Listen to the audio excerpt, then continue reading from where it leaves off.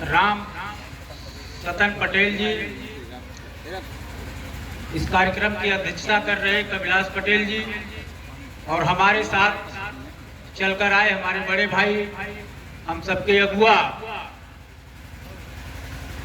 पूर्वांचल प्रांत के प्रांतीय अध्यक्ष बड़े भैया राजेश यादव जी, कमलेश सिंह जी जो कि इस जिले के प्रभारी हैं, पंचायत प्रकोष्ठ से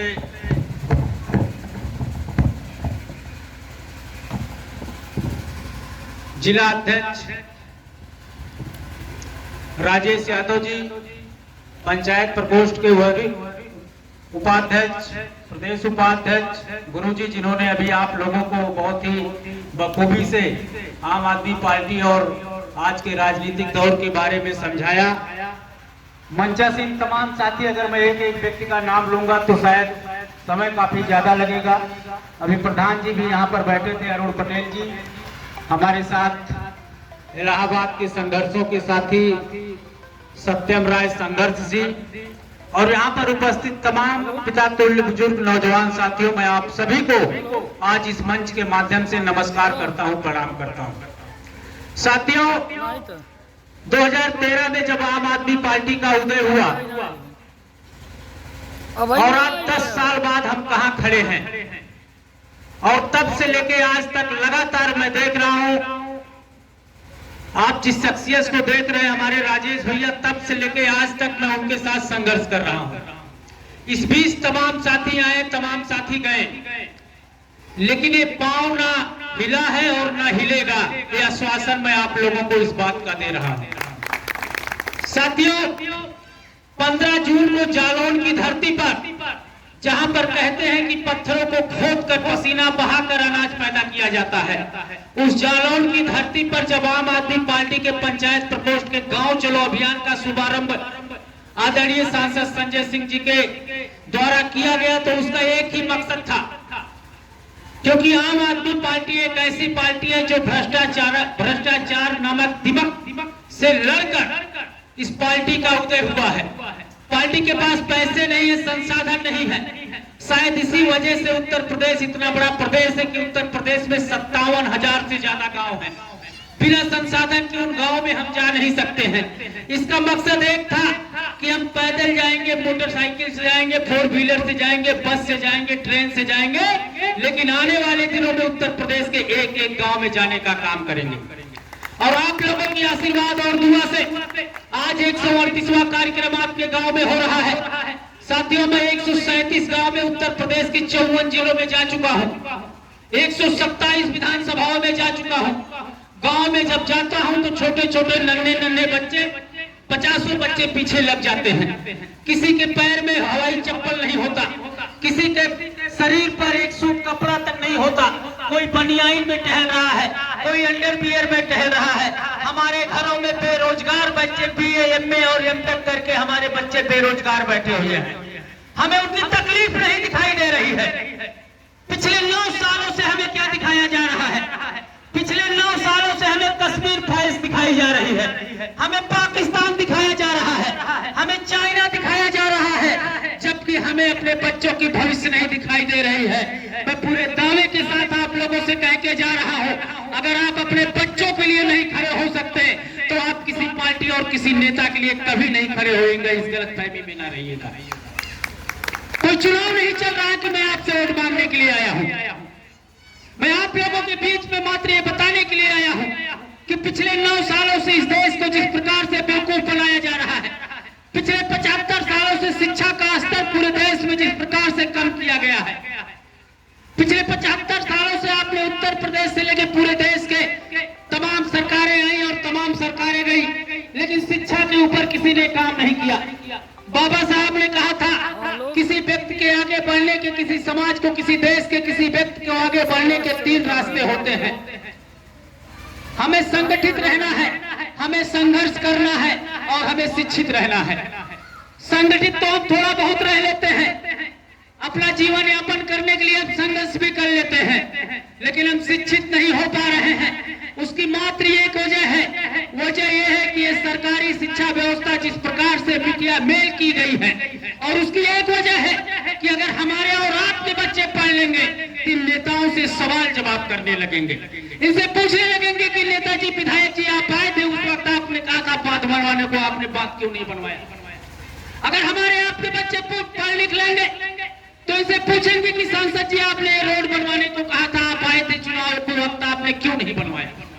इसलिए हमारे बच्चों को अशिक्षित रखा गया है। जरा आप सोचिए, इसी विधानसभा के चुनाव के दौरान जौनपुर का रहने वाला एक पत्रकार ने पेपर में सिर्फ इतना छाप दिया कि सरकारी स्कूलों में मिड डे मील के नाम पर नमक रोटी खिलाई जा रही है। उस पत्रकार को 6 महीने तक जेल में रखा गया, 6 महीने तक। आपके प्राइमरी पाठशालाओं की स्थिति क्या है? अगर बेंच है तो डेस्क नहीं है, अगर पंखे हैं तो बिल्डिंग नहीं है, अगर टॉयलेट है तो बाउंड्री नहीं है, अगर बाउंड्री है तो बच्चे नहीं हैं, और अगर बच्चे हैं तो टीचर नहीं है। ये व्यवस्था कर रखी है। यहाँ पर गुरुजी बैठे हैं, तमाम पिता तुल्य बुजुर्ग बैठे हैं। शिक्षा का क्या महत्व होता है आप लोग जरा सोचिए। आज के 2 दशक पीछे जाइए। 20-25 साल पहले जब गांव में पुलिस आती थी तो एक भी आदमी गांव के बाहर नहीं दिखाई देता था। 25-30 साल पहले आप याद करिए, एक भी व्यक्ति गांव के बाहर नहीं दिखाई देता था। ऐसा लगता था जैसे अलकायदा का कोई संगठन आ गया है, वीरप्पन डाकू का कोई संगठन गांव में आ गया, सब दरवाजा बंद करके अंदर चलो। लेकिन वही पुलिस जब आज आपके गांव में आती है तो 4 लड़के घेर के खड़े हो जाते हैं। और साहब क्या हाल है? ऐसा क्यों हो रहा है? क्योंकि पहले हम शिक्षित नहीं थे, हमें पता नहीं था कि इस पुलिस को हमारे टैक्स के दिए हुए पैसे से सैलरी दी जाती है। हमें पता नहीं था कि ये पुलिस हमारी सुरक्षा के लिए बनी है। लेकिन आज हम थोड़ी बहुत शिक्षित हो गए हैं। आज जब पुलिस आती है तो उसकी आंखों में आंखें डालकर उससे बात करने का काम हम करते हैं। शिक्षा का ये महत्व है। जब आम आदमी पार्टी बनी, अरविंद केजरीवाल जी ने कहा कि वो पार्टी है, आज से जब तक इस पार्टी का मैं रहूंगा या जब तक ये पार्टी रहेगी, तब तक गरीब का बच्चा हो, अमीर का बच्चा हो, नेता का बच्चा हो, किसान का बच्चा हो, मजदूर का बच्चा हो, हर बच्चे को फ्री में शिक्षा देने का काम करेंगे, फ्री में शिक्षा देने का काम करेंगे। दिल्ली में 3 बार हमारी सरकार बनी। आपके जानने वाले लोग रहते होंगे दिल्ली में, उनसे आप पूछिएगा, दिल्ली के सरकारी स्कूलों में स्विमिंग पूल बने हुए हैं, दिल्ली के सरकारी स्कूलों में उत्कृष्ट ग्राउंड बने हुए हैं, दिल्ली के सरकारी स्कूलों में के टीचरों को ट्रेनिंग के लिए विदेश भेजा जाता है कि आप जाके विदेश ट्रेनिंग लेके आइए, तब हमारे बच्चों को पढ़ाइए। और अभी 2 दिन पहले एक रिजल्ट आया, यहाँ पर तमाम नौजवान शिक्षित साथी पढ़ बैठे हैं, ध्यान से इस बात को सुनिएगा। 1 साल पहले अरविंद केजरीवाल ने दिल्ली में एक शहीद आजम भगत सिंह सैनिक स्कूल खोला था, और उस स्कूल में सिर्फ उन्हीं बच्चों का एडमिशन लिया जाता था जो मिलिट्री में जाना चाहते थे, जो एनडीए का तैयारी करना चाहते थे। इस बात को आप लोग ध्यान पूर्वक समझिएगा। पूरे हिंदुस्तान के अंदर एनडीए की वैकेंसी आती है, किसी साल 150 बच्चों की वैकेंसी आती है, किसी साल 200 बच्चों की वैकेंसी आती है। यानी कि एनडीए में भर्ती होने के लिए या तो 150 वैकेंसी निकलती है, 170, बहुत ज्यादा 200 निकलती है पूरे हिंदुस्तान में। 140 करोड़ की आबादी में 150 नौकरी निकलती है एनडीए के लिए, इतना टफ एग्जाम होता है। लेकिन उस एग्जाम को क्वालिफाई करने के लिए जिस स्कूल को अरविंद केजरीवाल ने 1 साल पहले खोला था, आपको सुनकर गर्व होगा कि 150 की वैकेंसी में 140 करोड़ लोगों में फाइट करने वाले 32 बच्चे दिल्ली के उस स्कूल से, 32 बच्चे। इस बात को हमें और आपको समझना होगा। अमेरिका के राष्ट्रपति की पत्नी आती है, उसे गुजरात ले जाया जाता है कि हम आपको गुजरात दिखाएंगे। वो कहती है, नहीं साहब, हमने अमेरिका के पेपरों में पढ़ा है, दिल्ली में कोई अरविंद केजरीवाल है जिसने सरकारी स्कूलों की दिशा और दशा को बदल दिया है। अमेरिका के राष्ट्रपति की पत्नी हरियाणा के स्कूल देखने नहीं जाती है, राजस्थान के स्कूल देखने नहीं जाती है, मोदी जी के गुजरात का टेंट वाला भी स्कूल देखने नहीं जाती है, वो दिल्ली अरविंद केजरीवाल का सरकारी स्कूल देखने के लिए आती है। लेकिन ये बात इन भाजपाइयों से बच नहीं रहा है। इनको लगा ये कौन सा आदमी आ गया जो यार सबके बच्चों को पढ़ा रहा है। कल से हमारे विधायक लोग जाएंगे वोट मांगने, चुनाव आ रहा, सांसद लोग जाएंगे, ये तो सब शिक्षित हो जाएंगे, उनसे सवाल पूछने लगेंगे, पता करो कौन है। तो पता चला इन स्कूलों का बनाने का जो मेन मास्टरमाइंड है वो मनीष सिसोदिया है। जरा आप लोग सोचिए, तमाम नौजवान साथी यहाँ पर बैठे हैं, अगर मैं आपसे किसी से पूछूंगा कि उत्तर प्रदेश का शिक्षा मंत्री कौन है तो शायद कोई नहीं बता पाएगा। अगर मैं आपसे पूछूंगा राजस्थान का शिक्षा मंत्री कौन है तो शायद कोई नहीं बता पाएगा। अगर मैं आपसे पूछूंगा उत्तराखंड का शिक्षा मंत्री कौन है तो शायद कोई नहीं बता पाएगा। अगर मैं आपसे पूछूंगा कि हिंदुस्तान का शिक्षा मंत्री कौन है तो शायद कोई नहीं बता पाएगा। लेकिन इस धरती नहीं, पूरे ब्रह्मांड के किसी कोने में आप चले जाएंगे, जब आपसे पूछा जाएगा दिल्ली का शिक्षा मंत्री कौन है, हर व्यक्ति के जुबान पर है मनीष सिसोदिया, मनीष सिसोदिया, मनीष सिसोदिया। इसलिए मैं आप लोगों से बताने के लिए आया हूँ कि आप अपने बच्चों के भविष्य के लिए खड़े होइए।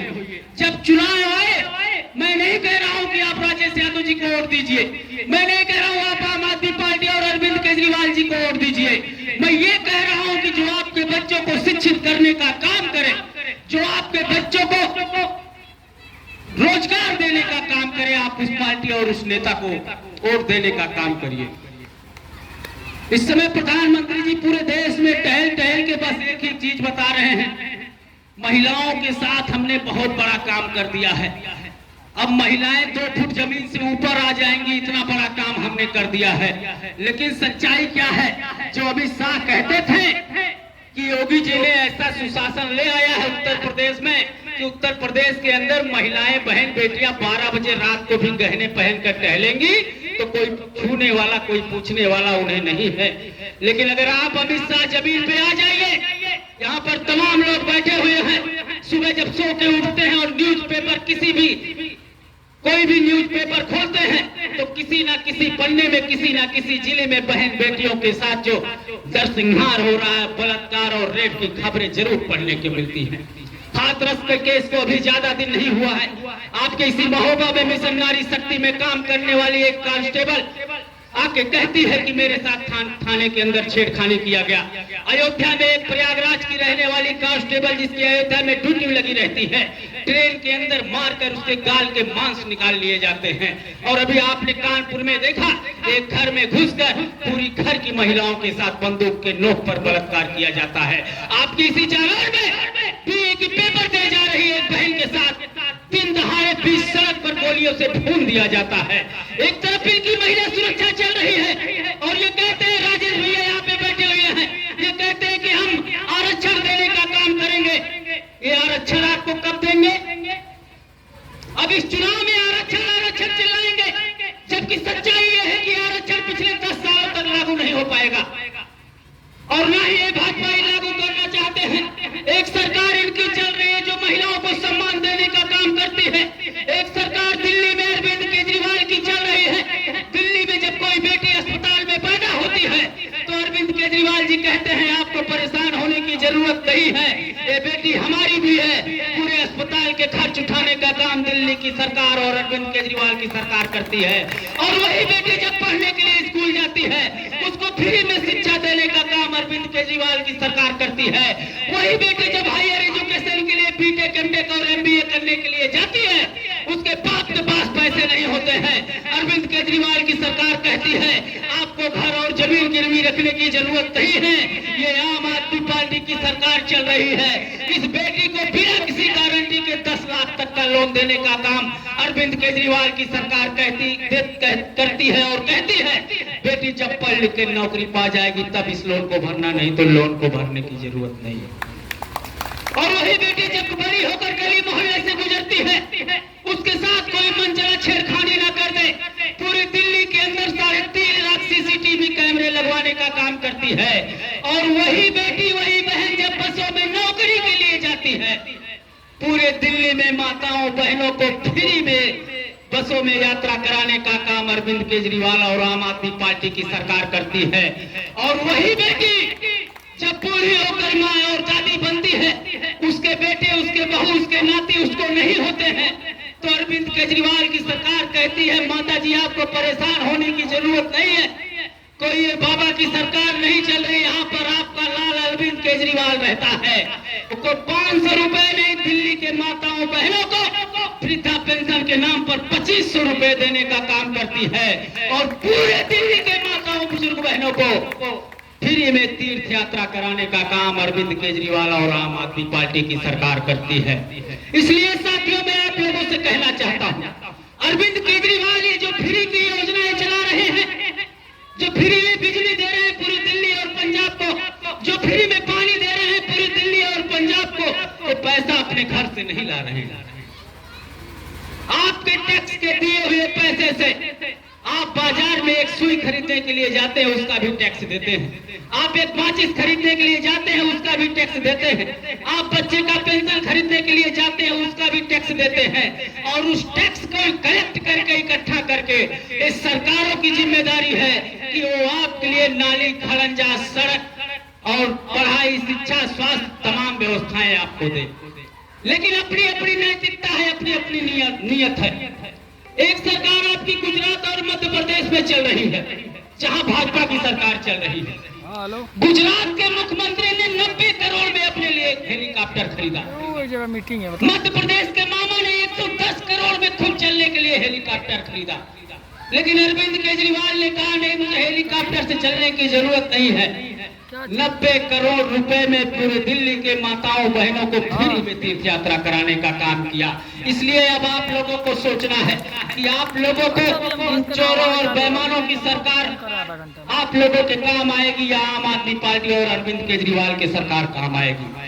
गांव गांव में जाता हूं, अभी गुरु जी ने कहा कि जो है आप लोग जितनी संख्या में आए उतना ठीक है, लेकिन मैं आपको विश्वास दिलाना चाहता हूं, हम लोगों के पास संसाधन का अभाव है। हम लोग जाते हैं, अभी संगठन अपना मजबूत कर रहे हैं धीरे धीरे।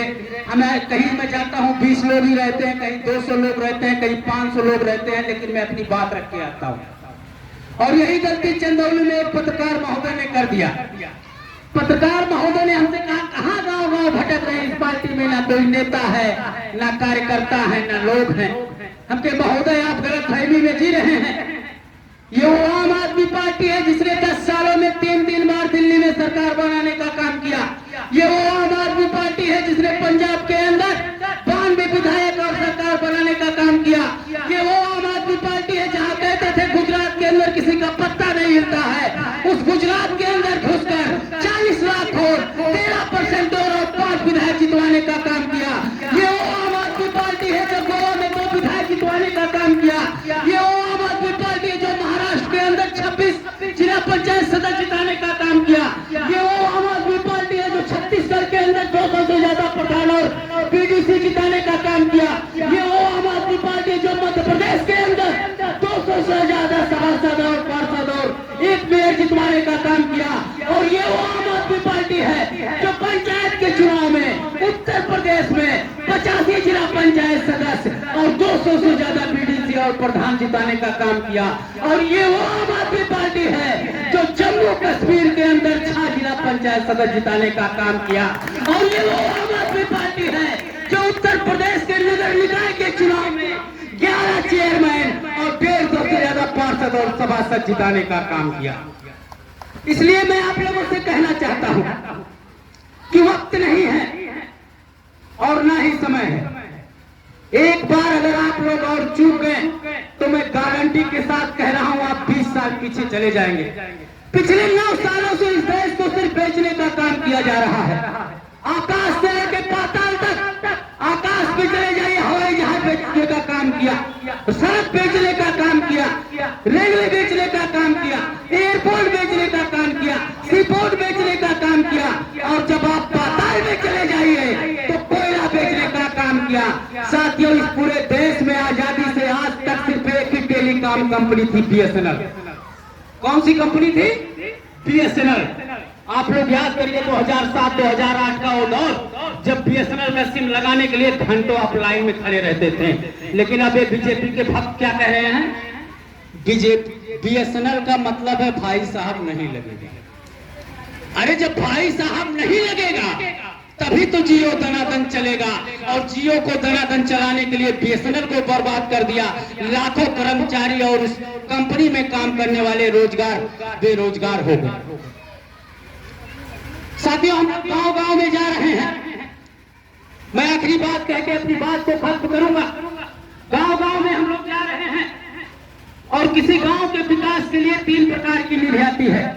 किस प्रकार से हमारे और आपके पैसे की दलाली खाई जा रही, इसको हमको और आपको समझना होगा। किसी गांव के विकास के लिए 3 प्रकार की नीति आती है। एक ग्राम पंचायत से नीति आती है, जो प्रधान के द्वारा आपके गांव का विकास किया जाता है। दूसरी नीति आती है ब्लॉक के द्वारा, जो ब्लॉक प्रमुख के द्वारा किसी गांव का विकास किया जाता है। तीसरी नीति आती है जिला पंचायत के द्वारा, जो जिला पंचायत अध्यक्ष और जिला पंचायत सदस्य के द्वारा आपके गांव का विकास किया जाता है। लेकिन आप जरा सोचिए, आजमगढ़ जिला पंचायत में 1 करोड़ रुपए आया। 1 करोड़ रुपए किस प्रकार से लोग उस पैसे का बंटाधार कर रहे हैं।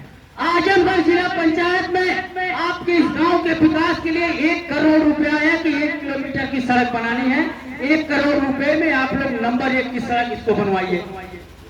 और जैसे पैसा आया, तुरंत 10% कमीशन हो गया जिला पंचायत अध्यक्ष महोदय का, यानी कि 10 लाख खत्म। 18% जीएसटी कट गया, 28 लाख खत्म। 16% प्रशासन का कमीशन हो गया, 34 लाख खत्म। और जो ठेकेदार उस रोड को बनवाएगा, 20% उसको भी बचना चाहिए, यानी कि 54% दलाली खा ली गई, यानी कि 54 लाख रुपए दलाली खा ली गई। अब आप मुझे बताइए, जिस रोड को 1 करोड़ रुपए में बनना था, उसमें 54 लाख दलाली खा ली जाएगी। वो रोड 46 लाख रुपए में बनेगा तो कितने दिन चलेगा? हमें और आपको इस बात को सोचने की जरूरत है। इसलिए साथियों, आज आप लोग इतने देर से यहाँ पर बैठे थे, हम लोगों की बातों को सुन रहे हैं। मैं आप सभी का एक बार पुनः धन्यवाद देता हूं और 2 लाइनों के साथ अपनी बात को खत्म करना चाहूंगा कि रख हौसला, वो मंजिल भी आएगा। प्यासे के पास चलकर समुंदर भी आएगा। थक हार के ना बैठे मंजिल के मुसाफिर, मंजिल भी मिलेगी और मिलने का मजा भी आएगा। भारत माता की, भारत माता की। बहुत बहुत धन्यवाद भाइयों।